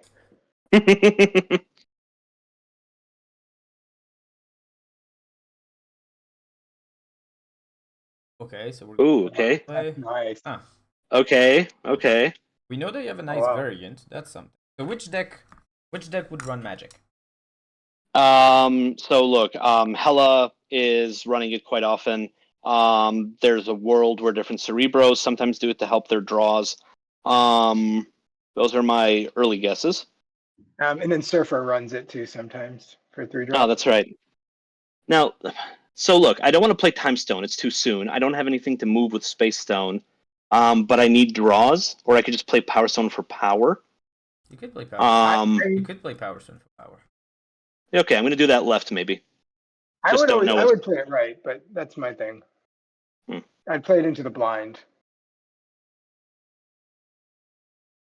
Okay. That's That's fun. That's really good. Okay. It is. So there's no reason not to Time Stone since I'll get it back, and it's another destruction opportunity. And then maybe I do this on the right. No, why don't you want to get it? Center. You're gonna, You mean you're gonna start yeah. eating everything with Carnage. You want a huge Carnage. All right, fair enough.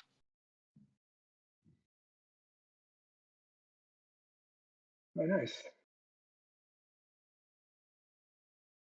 Okay, You should that's click, funny. click on Mirror that. match. Click on that. You should what, sir? You should click on that I just Power said mirror Stone. match. Mhm. Yeah. Oh, click on it. I see. Oh, just to see if they got it from us? They got it from us. Yeah.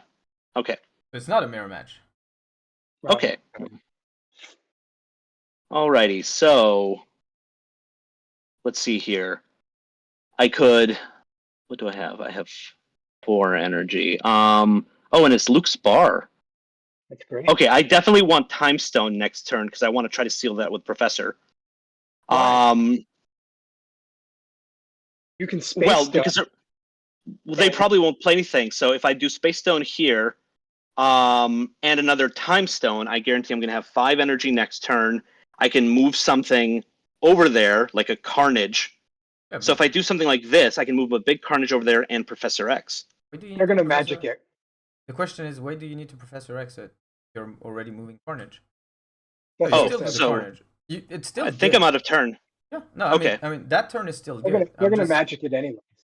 Yeah. There's that, but then the idea was, it's so difficult to play on Luke's bar. Why do you want to use Professor X? Considering you already have an 8-power Carnage, and your Space Stone comes back to your hand, so you can keep drawing stuff if you want. Yeah. Fair. But one thing you should have considered maybe was the order of cards you play, because now we lost 8-power Carnage. get it from cloning that. I see. Yeah. Yeah. All right. Okay, so we could. It's a gamble to lock the left. Could be. Let's see. Is there any advantage to locking the middle right now? Actually, just keeping him there. No. You Get can another I? perfect. Yeah. Oh, that could be fun. Or Well, then, death do we want to? strike you could death strike the center. Yeah, that looks good. Or death strike the center, and then you would clone your death strike and kill their entire board on the other side.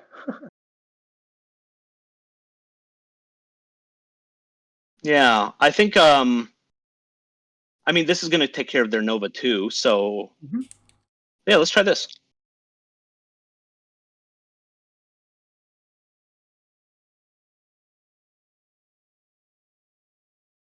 Oh, Oh, sweet.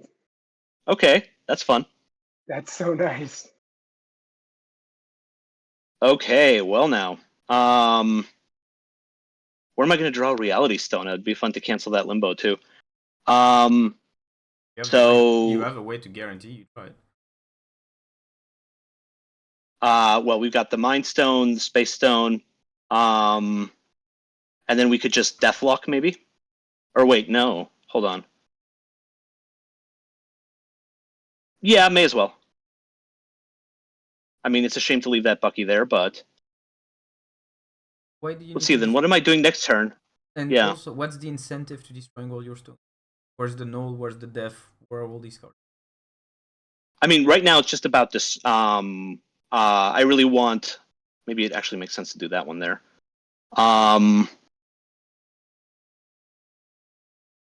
Should we just Bucky here, or?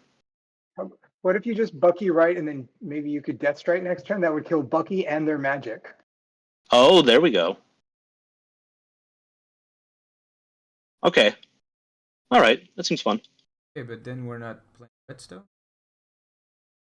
The logic in the follow-up of the turns doesn't add up.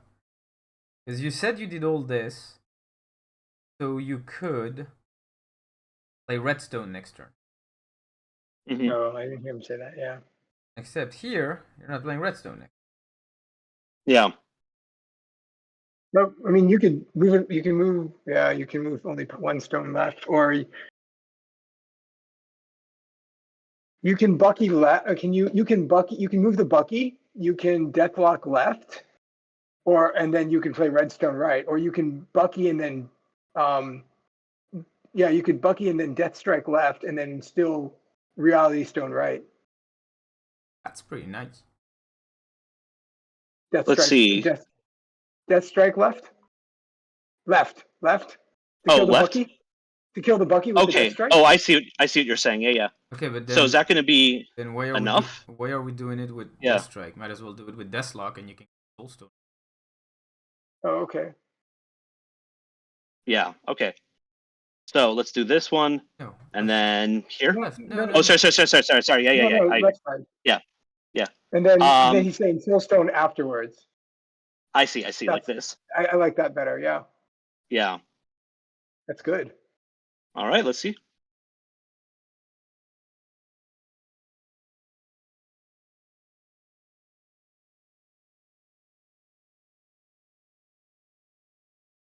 That's a lot of points. I mean, is this a null over here, or?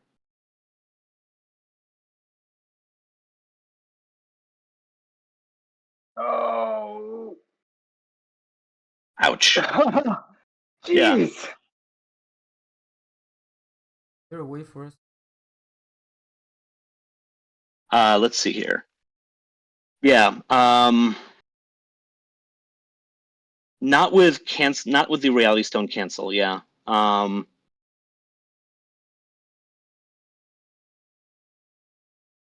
Yeah, I think it was that turn 5 for us.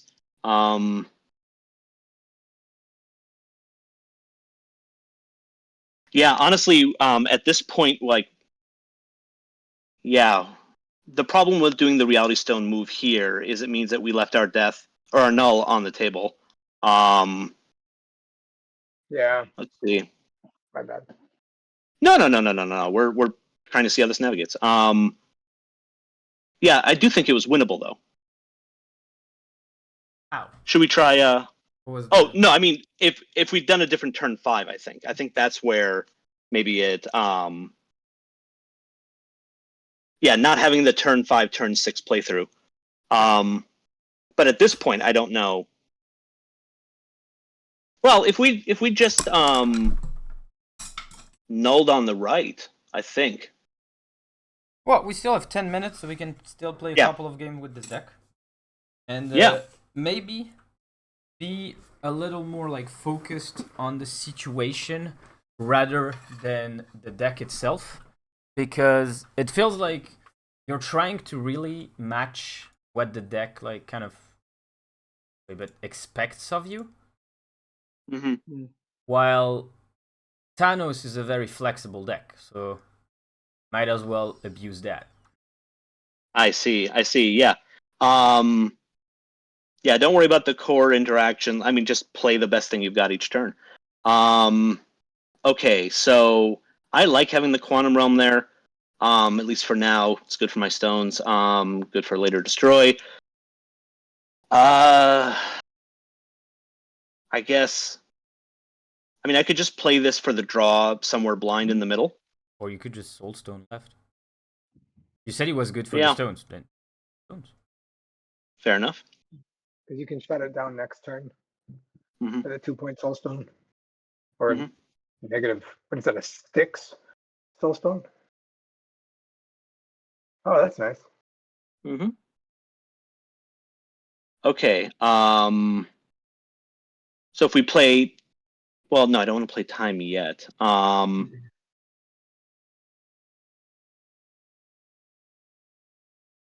Let's see. Maybe. Well, okay. You have to play That time. time stone. You have to. Okay. Just like So your hand sucks. It's more important that you Yeah. get a good hand rather than you get like, because the problem here is you're trying Yeah. to get the perfect hand out of a really bad situation. Sure, Yeah. if you top deck Professor X in your next card, sure, but statistically you just want cards at this point. oh, fair. You're still Sure, that's fun. actually you're still immensely rewarded. You're gonna play Carnage in the middle, Yeah. gets +3 energy. That's Yep. better than everything Yeah. you Yep. could have wished for. Oh. Yeah, that's great. Oh. That's And a, momentous. like Okay. Snap! Wow. that's Snap! an immediate snap if I've ever seen one. Okay. Snap! Sounds good. Wow. Gosh, what else do I want? There's no point playing. You put Maybe just Bucky. Singer? both your stones right.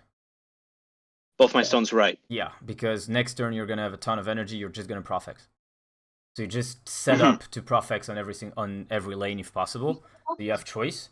And the left is just a win because Null has a base power of 0. So your Null is a machine on the left.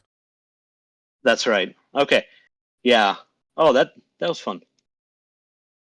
No, I can see what you mean. I was holding onto that time stone because it's just not the right time for the way the deck's designed. No, you just got to play what you've got at the time. Okay. That favors you. That favors you so much. Wow. Okay. So. Don't overthink it. Okay. Bucky right, Profex middle. Yeah. Think of, like, don't look at your energies. Look at theirs. Mm-hmm. They have very, very, very little energy. Yeah, that's right. That's right. That's right. And saving the Bucky lets us do more. Okay, I see it. I see it. Okay. You own center. It's fine by me. It's Okay. even better. Right? Yeah. So I could, gosh, Deathlock now. On the left, I could even play. There's a Jean Grey in play. Oh, that's Yeah. right. That's right. That's right. Yeah, yeah. All right. So do I want to play this here? I think you No. save your turn. Okay, then you'll be Actually- locked. I'm sorry. Say that again. Oh, I didn't hear that last comment. I heard locked. I didn't hear what. I think he said past your turn. You don't want to play Null because otherwise you're going to be forced to play Deathlock. Right now, you either play Deathlock or you Yeah. pass. You also pass. Well, Yeah. why not pass? You'll have 9 power next turn. And you can play both cards out. What else are you going to play next turn? Yeah, fair point. So unless they lock the left, that's still okay for me. If they lock the right, you just play left. Yeah. Okay. Sounds good. Pass. No, Oh, you win 100%. you win either way. Wow. That's fantastic. Sorry, I'm at Um, work. Just going in and out. No problem. Now, is it worth playing this? I'll lose the Soulstone, but look at what I get with You Bucky. win no right. How is he going to win right? Yeah. You win. Just put the card Yep. down. Yep. Literally overthinking it at this point. Yeah, he's locked on the right side. There's nothing he can do. It doesn't matter what he plays.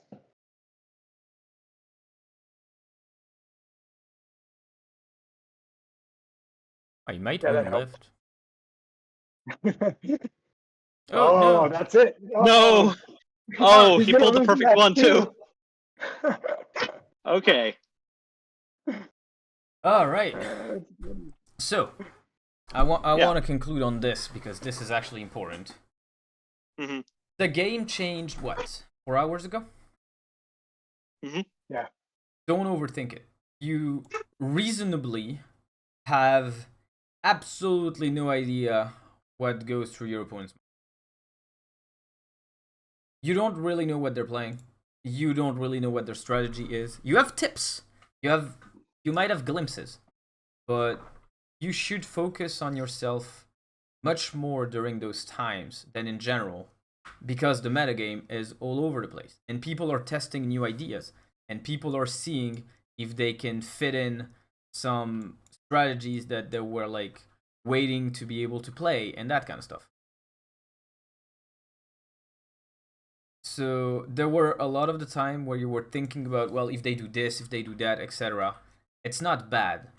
Just in a lot of cases, go with what's in front of you because the game just changed. So you don't really know what people are testing. Mhm. I know it's difficult to do. Sure. But it's often the right way to do it. Because it's too early to know how people are trying to counter stuff, how people are trying to leverage their strategy, what goes through their mind, etc., etc. Mhm. Yeah, there was definitely too much of I'm worried about closing off this potential option, this option, but if I don't know what the matchup is going to be because people are just trying random things right now, or not random, but they're trying all sorts of different things that I can't predict, just always play the best hand each time, and Yes. with a flexible deck, see what you can develop next time with your draw. Yeah. Exactly. See what the Yeah. game gives you, and if Mhm. what the game gives you is not good enough, see if you can leverage some information you have. But otherwise, if you have a 50 power null, you can base, like, you can make a 99%. Let's not be arrogant, but we can make a 99% call that this null's probably gonna win his lane. Probably. Yeah, and I can see I'm too averse preparing for certain counters. Like, so what if they Shang? Well, we don't know what people are running yet tech wise, so Exactly. that itself is also data. Yeah. And sometimes Yeah. it's even better to actually get it. Like, it's better to get shanked once because that's gonna stick in your mind. That's gonna be like, oh, I got shanked in that situation, and you're gonna learn from it. While if you always play around Shang, you actually never know if it exists or not. Sometimes it's okay to lose 4 cubes and get an answer. And then you can use that answer. Like, if those 4 cubes are winning you 8, 12, 20 cubes in the future, because that situation you have a precise answer. In that situation, I should do this because of this. That is actually valuable to lose cubes in order to pay for that information rather than to stay in the dark forever.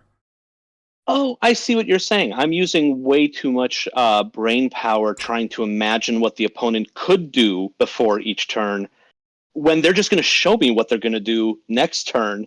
So focus on playing my best hand and just let the opponent be my teacher. Exactly. Like, and sometimes there are ways that, of course, if you can win the game on the next turn, or if you have a play that if you pull it, you're basically winning the game, then you need information. But on turn 1, on turn 2, you have seen absolutely nothing. Like, your opponent didn't play a turn 1. Okay, does that mean they're a greedy deck? Does that mean they have a bad hand? Does that mean the location they're seeing entices them to keep their hand because that's a location that interacts in a weird way with their deck? You don't know any of this, and you will not know until they show you, maybe 4 turns down the line. That's a really helpful way to change my perspective on this. What helpful perspective did I just miss? I had to take a phone call. Too much playing in a crouch, trying to imagine all the different things that they could do, and also trying to hold cards back because what if I can get this draw and do this thing down the road? It's just too cautious, too conservative, but also it misses out on learning opportunities. Just play the best hand you have each turn, and let the opponent teach you through costly mistakes. But more importantly, nobody knows what we're doing right after a big change to the meta. So your ability to anticipate what they could do, is itself not that great because we're seeing what people are experimenting with live. So play in the present. Play the turn you're on right now. Okay. I like it. If that summarizes it, then. Yes. And the All last right. piece of information was sometimes it's okay to gamble cubes in order to obtain an information. Like in Conquest, gambling cubes can be extremely risky. But let's say like we're October 12th, 13th, like it's midnight. We still have 18 days to the month? Yeah. There's 31 days. Instead of looking at each game separately, look at your season. If you pay 4 cubes on the 13th, but you have an answer that's going to win you cubes for the remaining 18 days, even if that information wins you 1 cube per day, you're at plus 14. So sometimes it's okay to be like, all right, I'm going into a 10%er. I know it. I'm fully aware I'm going to get blown out, but I need to know by what. That's a sacrifice. You sacrifice something in exchange for information. You got to pay information sometimes. I can see a way in which I've been too conservative also, which is, I've been trying to play in such a way that I don't have to retreat. Like, don't make the costly mistakes. Try to anticipate so you don't lose. But if retreating is always an option, that should be liberating to play your best hand each turn. Learn to retreat better, more efficiently, more often. Learn to recognize those situations faster when you should retreat is not the same thing as never make mistakes, and force yourself to retreat. It's actually the opposite advice. Like, feel comfortable retreating as soon as you need to, but in the meantime, play aggressively. Yes. And just on the screen, I just wanted to show a deck that we discussed, but we didn't have time to play. This would be sure. All right. 3 for those who want Alioth. Okay, I stopped streaming. Yeah, it's on my screen. I should be. Yeah, it's visible. We can see it. Yep, Can't see the deck right now. So this is Cerebro Tree. Yeah. There are a ton of Cerebro Tree decks right now. I mean, like, this version is a version I like personally, but we could discuss adding Bast and Mystique. We could discuss Shang-Chi.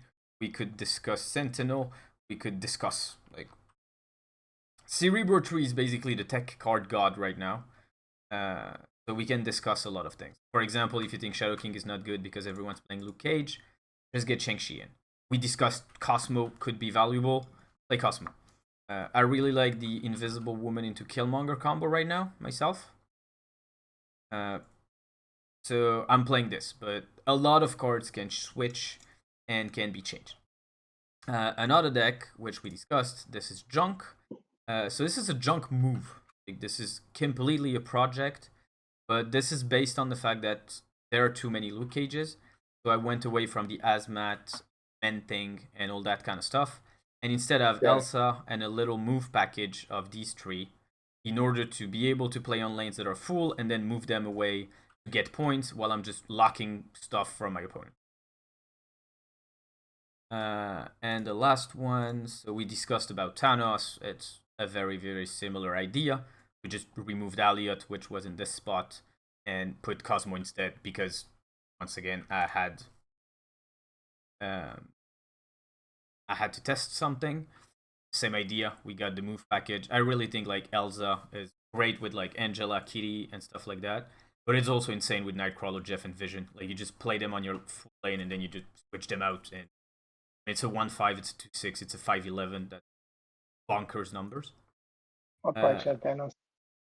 So let me ask real quick. I'm at 90. Again, I took a tumble with just frustration last night. I'm gonna, I'm not like you said. I realize the last 3 months I've always finished in the first week, and so I've just been busy, and I'm not too concerned about finishing overall. Last time I took your advice and moved to the Sarah deck, and I cranked up like 15, or 10, 12, 14 levels.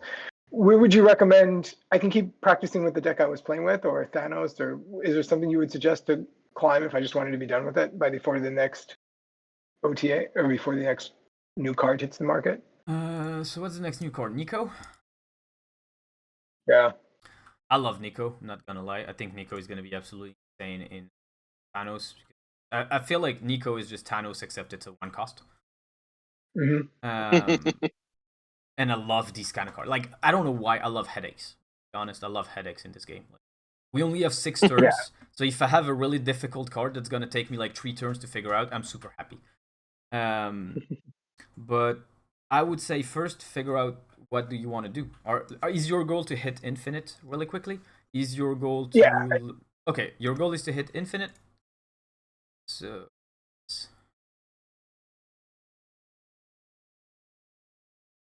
we're just going to be very lazy and we're going to play the best deck.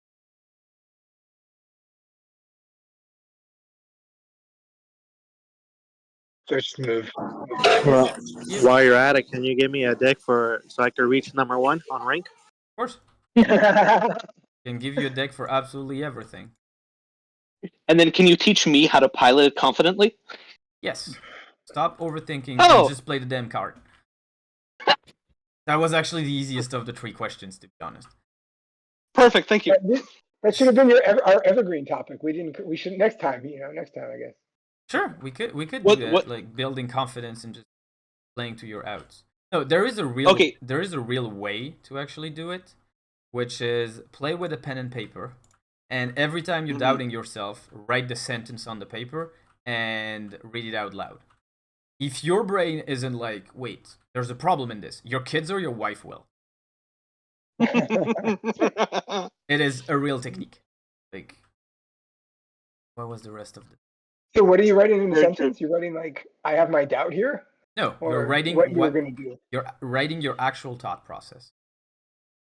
Gotcha. I see. Like, you would write, I'm gonna hold Greenstone until turn 3 for Prof X. And you're gonna read that sentence. And then you're gonna I'm holding Greenstone for Prof X on turn 3. Okay. And then you look at your hand, I do not have a 1-turn play, I do not have a 2-turn play, I do not have Prof X. What the hell am I doing? Gotcha. That's right. Yeah, I can see that. And last. So I would say until we have more information, and we'll conclude on that. That's it. Mm-hmm. I definitely like the evergreen topic next week of what's wrong with Silvermint. This is great. So here, an intervention. Why do I think this is the best deck in the game? And Silvermint, this is perfect for you. Okay. Port 1, it barely cares about the opponent. It has its own game plan. It can develop, it has a direction. Turn 2, it kind of covers all angles of the meta. I'm playing against an Elsa deck, well, I'm playing Elsa myself. Let's go for points. People are still playing Alioth, well, I'm a move deck. I don't really care. I'm just, like, figure it out. Where am I going to play? I can move all my cards. Whoever is my opponent, I have a basic game plan that I can adapt. Now, even if I go to the more problematic things that we anticipated, For example, Hella Tribunal. Well, let's move Invisible Woman, see how they do. Oh, that's nice. And there's a lot of little things, like we talked about junk and lockdown. Well, hello lockdown, hello lockdown, hello lockdown. Like, Okay. it's when you start and you're not sure and your goal is just to climb, you want to find two things. You want to find something that is strong in a wide environment, because we have no idea what the real environment is going to be like. So don't try to counter. Let the best thing you can do is find something that is difficult to counter. Let the others do the very difficult work and do the simple one. But make their work as hard as possible. And then if they counter you, steal the idea. Honestly. If they manage to do it, steal their idea and say on Twitter that it was yours. I think that's a good piece of advice, because I think my mind automatically goes to countering what's going on as opposed to thinking what's my 80-20 deck? What's my win 80%, lose 20% deck? And then the then I other don't thing care. is, it's not because you're playing a proactive deck that you can't play tech cards. Like, for example, I have Spider-Man, which is good against Ella. Here, my flexible card would be Iron Lad. It's really good with Doom, really good with Marvel, really good with Vision, Jeff, Nightcrawler, even Elsa. Like, Iron Lad is a really good card in the deck. But I'm starting to see a lot of destroys. I can play Armor. I'm starting to see a lot of Unreveal. Play Cosmo. Like, we worked on this already. Like, don't make a deck of 12. Make a deck of 10. Right now, my deck of 10 would be this. And then ask yourself, all right, what am I going to face? I have no idea. All right, I have no idea. I'm just going to play the two best cards that I can find and not wander too much. Oh, I'm playing against a lot of combo decks. Oh, so if I'm playing against a lot of combo decks, Angela is pretty good because he makes me points. But then let's be completely stupid. You want to combo me on turn 6? All right. Where is it? I'm just gonna go Sandman into Doctor Doom, and I don't see a problem with it. Then I'm playing against a lot of destroys. Alright, so Armor. Armor actually works really well with Elsa. It helps me fill lanes. Then I'm seeing these Wong White Tiger decks that are super annoying lately. So, where is my little dog? There we go. Like, I'm creating a scenery that's really easy for me to navigate. And then I just answer question as simply as possible. And the problem with deck building a lot of the time is people ask the complicated question. They're asking themselves, how can I counter this deck?